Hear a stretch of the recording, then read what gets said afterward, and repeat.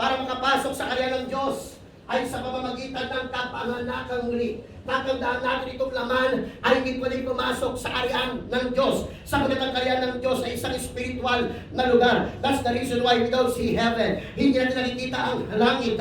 Hindi natin nakikita ang mga anghel. Sapagkat ang lugar ng langit ay spiritual kingdom. Pero alam niyo mga anak ng Diyos, sa pamamagitan ng kaligtasan, sa pamamagitan ng pagpapalaya at pagpapanganak muli, hindi na nga lang sa laman, kundi sa pamamagitan na ng Espiritu, ay maipapanganak tayo sa kaharian ng Panginoon. Sinabi ni Jesus, "Verily, verily, I say unto thee, except a man be born again." Everybody say, born again.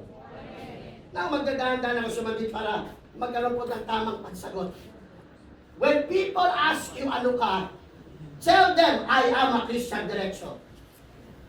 Don't tell them, I am a born again Christian. Kasi po, mayroon pong mali sa term na yon. Hindi pwedeng Christian ka na tapos born again ka pa. Ang totoo, pag Christian ka, born again ka.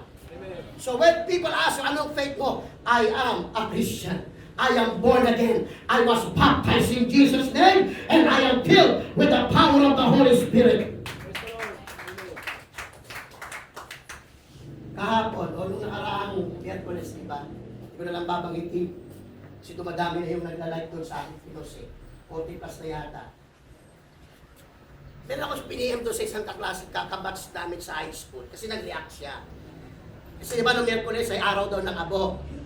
As Wednesday, no? So we respect people doing that, pero biblically, we don't do it as a Christian now, kasi hindi naman siya biblical.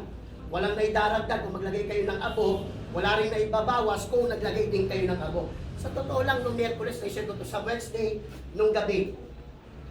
Habang papunta ko sa Bible study ko sa Philippine Postal Corporation, hindi ko nakita yung physical, yung spiritual kagad eh. May babae nasa gilid ng jeep, nakaupo.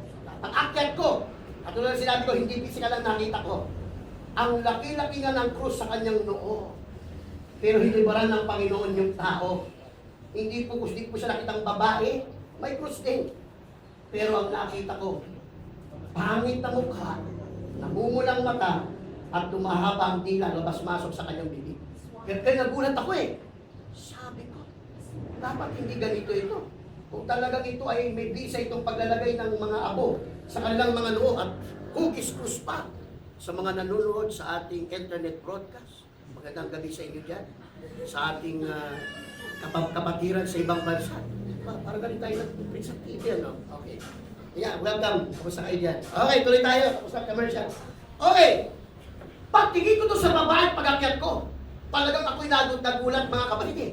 Dahil iba yung nakita kong senaryo. May krus nga, pagkalaki-laki. Pero ang pula-pula ng mata at humahaba ang dila, labas-masok yung dila doon sa kanyang bibig at ako'y kagad nag-review. Ang nasa isip ko kaagad, sabi ko, wala talagang bisa ang paglalagay ng krus sa kanilang noo. Sapagkat kung totoo yan, dapat wala tayong makikita spiritual na ganoon para po sabihin significant na may kapangyarihan na gagawa doon. Makinig ko, papaalala ko lang, hindi tayo galing sa abo. Kasi naway ko yung aking high school kabatsi. Sabi ko, Brad, maling sabihin Ash Wednesday. Dapat ang gagawin ninyo, Ash Wednesday. Because we don't came out from the ashes. We came from the dust of the ground. At dapat kong sabihin sa inyo mga anak ng Diyos, kaya po ito binabagit sa inyo, ay upang maunawaan ninyo na hindi po kayo nakagawa ng malaking kasalanan kung nung Miyerkules ay hindi kayo naglagay ng abo sa inyong mga noo. Dahil ang ating krus hindi nilalagay sa noo. Ang krus natin pinapasal, ang krus natin pinapangaral at pinapamuhay araw-araw.